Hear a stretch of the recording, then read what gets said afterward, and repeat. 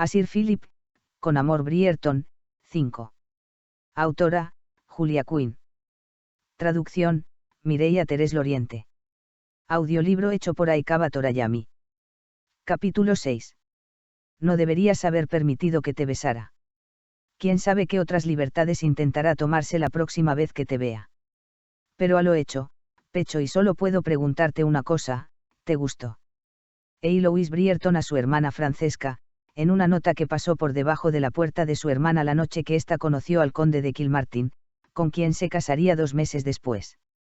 Cuando los niños entraron en la habitación, casi arrastrados por la niñera, Philip se obligó a mantenerse rígido contra la pared porque tenía miedo de que, si se acercaba a ellos, les pegaría una paliza brutal.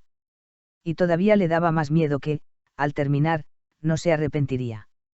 Así que optó por cruzarse de brazos y mirarlos fijamente, dejando que vieran lo enfadado que estaba mientras intentaba pensar qué iba a hacer con ellos.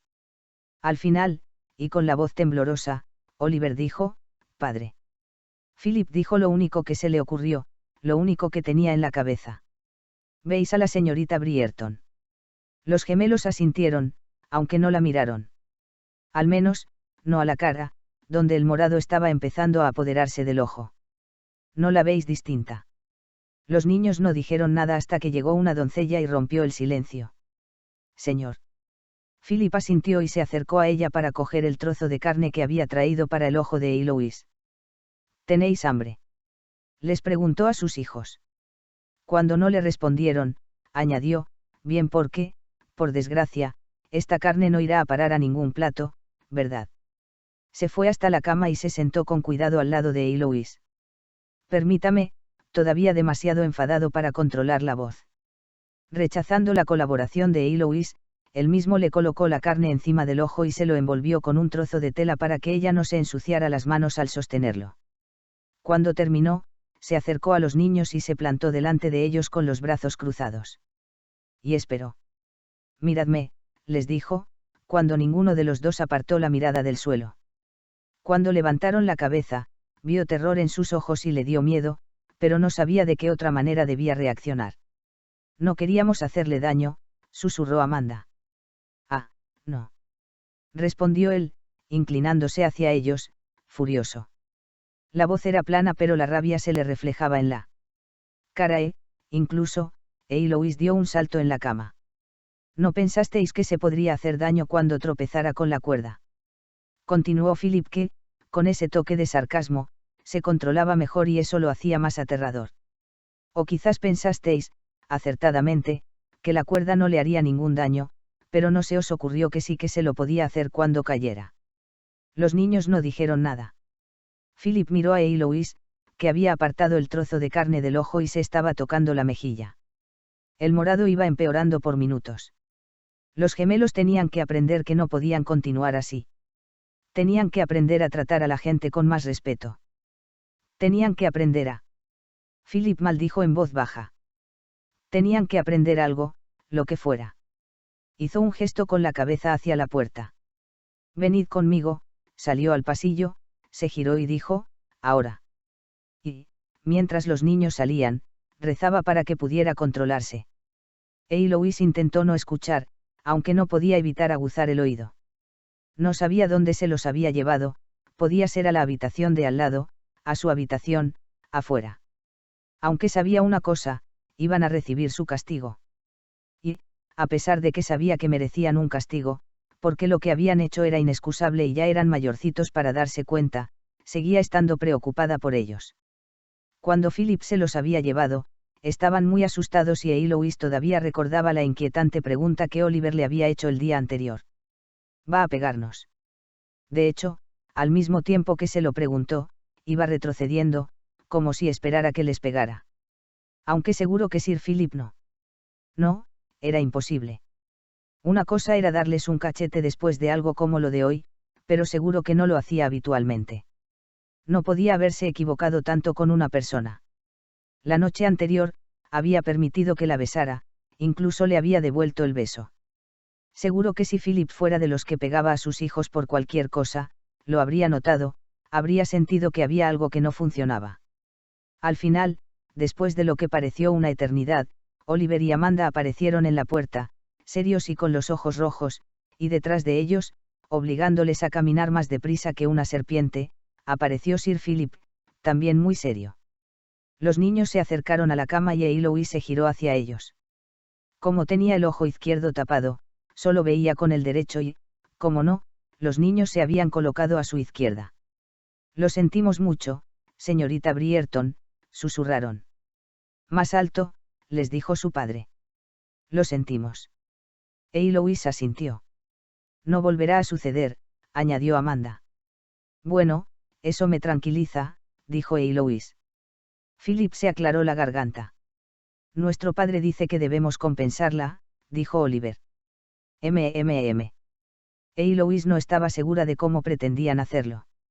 ¿Le gustan los caramelos?, preguntó Amanda. Eloise la miró, parpadeando con el único ojo que tenía abierto. Los caramelos.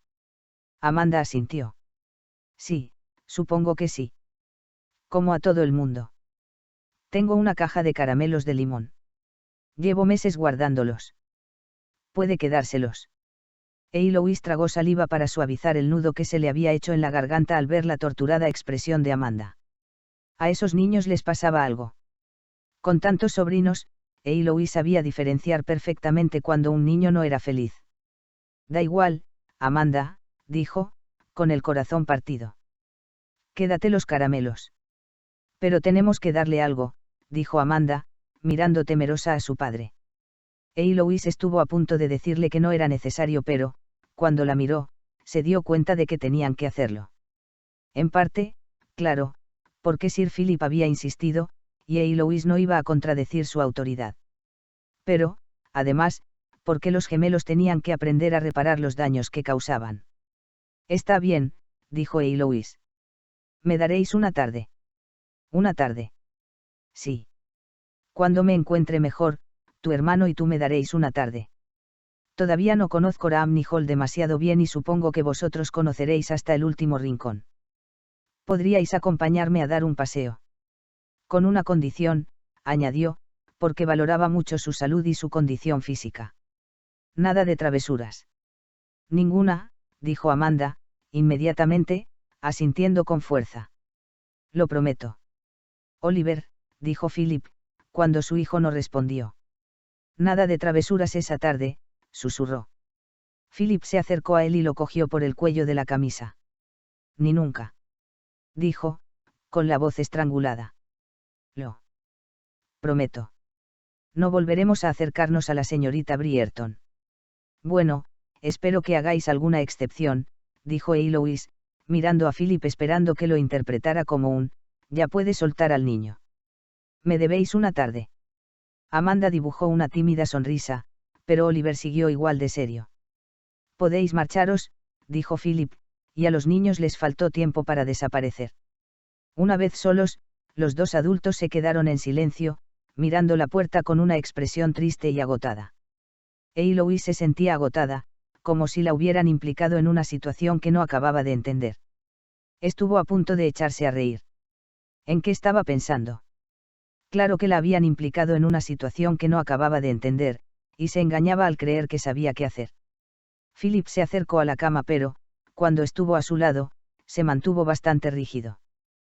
¿Cómo se encuentra?, le preguntó.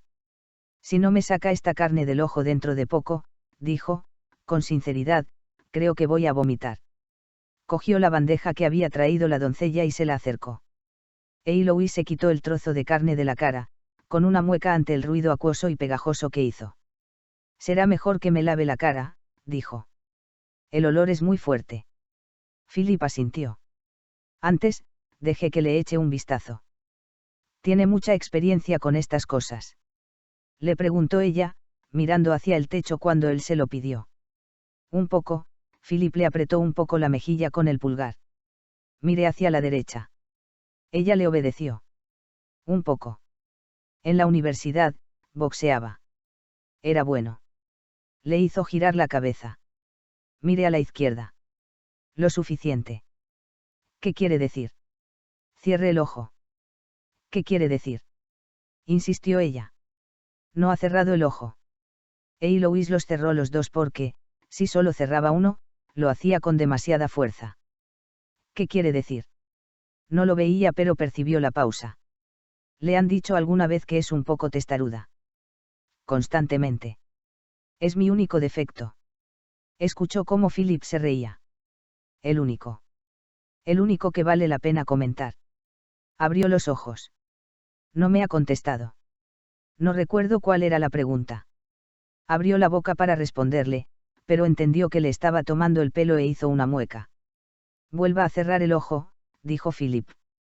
Todavía no he terminado. Cuando Eloise obedeció, añadió, lo suficiente, quiere decir que no tenía que pelear si no quería. Pero no era el campeón, conjeturó ella. Puede abrir el ojo. Eloise lo abrió y parpadeó al darse cuenta de lo cerca que estaba Philip. Él se echó hacia atrás. No, no lo era. ¿Y por qué no? Él encogió los hombros. Porque no me importaba lo suficiente. ¿Qué le parece? Preguntó ella. El ojo. Eloise asintió. No creo que podamos hacer nada para evitar que tenga el ojo morado durante unos días. Creí que no me había golpeado el ojo, dijo ella, suspirando frustrada. Cuando caí, me refiero. Creí que me había hecho daño en la mejilla. No hace falta golpearse el ojo para que se ponga morado. Se ve claramente que se ha golpeado aquí, dijo, acariciándole el pómulo, aunque con delicadeza para que ella no notara ningún dolor. Y esta zona está tan cerca del ojo que es muy posible que el hematoma llegue hasta esta zona. Ella gruñó. Voy a estar horrorosa durante semanas. No creo que tarde tanto tiempo en desaparecer. Tengo hermanos, dijo, lanzándole una mirada que decía que sabía de lo que estaba hablando. He visto algunos ojos morados. Una vez, a Benedict le salió uno que tardó meses en desaparecer. ¿Qué le pasó? Preguntó Philip. Mi hermano mayor, respondió ella. No me diga más, dijo Philip. Yo también tuve un hermano mayor. Son unas criaturas asquerosas, dijo Eloise, aunque con un tono cariñoso. Seguramente, el suyo desaparecerá antes, dijo, ayudándola a levantarse para que pudiera ir a lavarse la cara. ¿O no? Philip asintió y, mientras Eloise se lavaba, dijo, tendremos que buscarle una acompañante. Eloise se quedó inmóvil. Lo había olvidado. Philip tardó unos segundos en contestar. Yo no. Eloise cogió una toalla y se secó la cara. Lo siento. Es culpa mía. En una carta, me dijo que se encargaría de buscar una, pero, con las prisas por marcharme de Londres, olvidé que necesitaría un tiempo prudencial para arreglarlo todo. Philip la miró fijamente, preguntándose si se habría dado cuenta de que había revelado más información de la que le hubiera gustado. Era difícil imaginar que una mujer como Eloise, abierta, brillante y extremadamente habladora, pudiera tener secretos, pero desde que había llegado no había comentado nada de los motivos que la habían traído hasta Gloucestershire. Dijo que buscaba marido, pero Philip sospechaba que esos motivos tenían que ver tanto con lo que había dejado en Londres como con lo que esperaba encontrar aquí en el campo. Y ahora lo había dicho, con las prisas. ¿Por qué tenía prisa por marcharse? ¿Qué había pasado en Londres? Ya le he escrito a mi tía abuela, dijo, ayudándola a meterse en la cama, aunque estaba claro que quería hacerlo sola. Le envié una carta la misma mañana que usted llegó. Pero dudo que aparezca antes del jueves. Vive en Dorset, que no está lejos de aquí, pero no es de las que salen de su casa con lo puesto.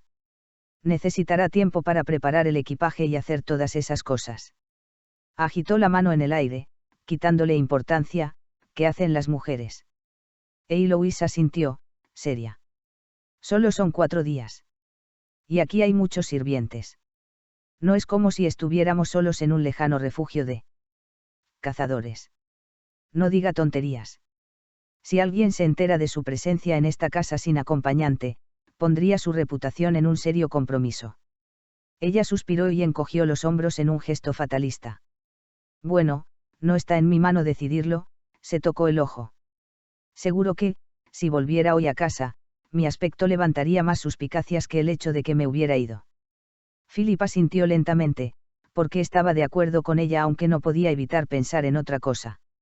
¿Había alguna razón en particular por la que le preocupara tan poco su reputación?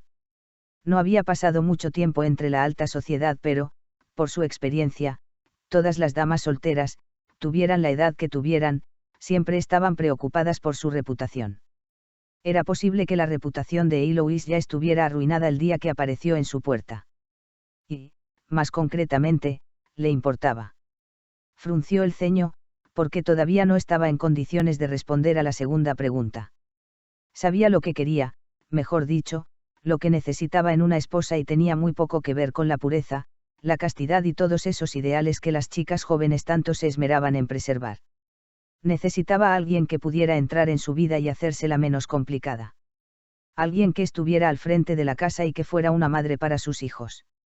Sinceramente, se alegraba de que Eloise despertara también sus deseos más íntimos, pero, aunque hubiera sido fea como un cardo, bueno, no habría tenido ningún problema en casarse con un cardo siempre que fuera práctica, eficiente y buena con los niños. Sin embargo, si todo eso era cierto, ¿por qué le molestaba tanto la posibilidad de que Eloise hubiera tenido un amante? No, molestar, no era la palabra. No sabía definir con exactitud sus sentimientos. Lo irritaba, eso.